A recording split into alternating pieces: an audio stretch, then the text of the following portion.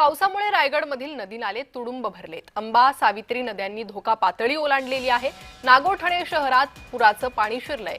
महाडमधील सुकट गल्ली देखील पाण्याने भरलेली आहे। व्यापाऱ्यांची आवराआवर, नागरिकांची धावपळ यामुळे झालेली आहे। तर अंबा नदी आणि महाडमधले हे दृश्य आहे। नागोठणे परिसरात पाणीच पाणी झालेलं आहे, तर महाडच्या बाजारपेठेत देखील सावित्रीच्या पाणी शिरलेलं आहे। दोन्ही नद्यांनी धोका पातळी ओलांडलेली आहे, त्यामुळे नागरिकांचे प्रचंड हाल होत आहेत। तर आजूबाजूच्या परिसरातील ही दृश्य आहे। नद्यांचं पाणी परिसरात शिरलेलं आहे, काही घरांमध्ये पाणी घुसलेलं आहे। यामुळे दैनंदिन जीवनात वापरात येणारे संसारोपयोगी साहित्य या सर्वांचं प्रचंड नुकसान झालेलं आहे। काही ठिकाणी पिकांचंही नुकसान झालेलं आहे। तर बाजारपेठेत पाणी शिरल्यामुळे व्यापाऱ्यांचं नुकसान झालेलं आहे।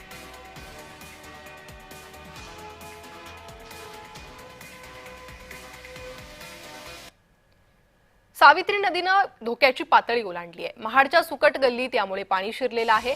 पाणी पोलादपूरच्या रानबाजिरे धरणातून विसर्ग सुरू आहे।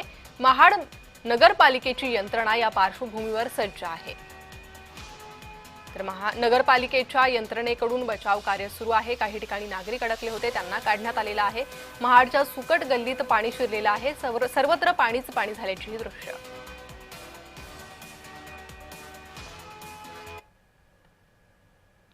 माणगाव तालुक्याला पावसानं झोडपलंय। पाचोळे गावात जाणाऱ्या रस्त्यावर पाणीच पाणी झालंय। पावसाच्या पाण्यातून नागरिकांचा जीवघेणा प्रवास सुरू आहे।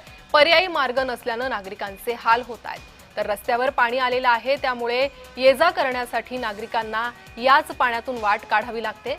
अशात हा जीवघेणा प्रवास नागरिकांचा समोर येतोय। मोऱ्या पूर्ण बंद झालेले आहे नॅशनल हायवेच्या। वारंवार सांगून सुद्धा ऐकत नाही आणि साईडनी चारी बाजूनी भरावा झाले, त्यामुळे पाणी जायला मार्गच नाही। आणि जुन्या कालच्या मोऱ्या आहेत त्या पहिल्या मोठ्या करायला पाहिजेत। त्या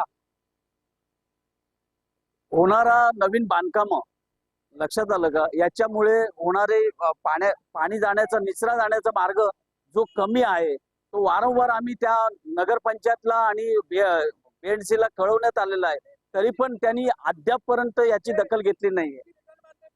जो नवीन ब्रिज झाला आहे तो त्या ब्रिजला जो जाणारा पाणी मार्ग होता तो अद्याप त्यांनी तो पाण्यासाठी मार्गच ठेवलेला नाहीये। त्याच्यामुळे तो पाणी रिटर्न येतोय आणि तो आमच्या इकडून घरातून शिरलेला आहे पाणी। रस्त्यावरील साचलेल्या पाण्याची दृश्य पाहतोय। जवळपास कमरे इतकं पाणी या रस्त्यावर साचलेलं आहे आणि याच पाण्यातून नागरिकांना वाट काढत आपला प्रवास करावा लागतोय।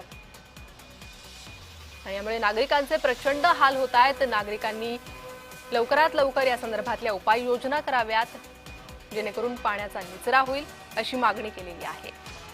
तर नगरपालिकेनं या परिस्थितीकडे लक्ष देणं गरजेचं असल्याचंही नागरिकांचं म्हणणं आहे।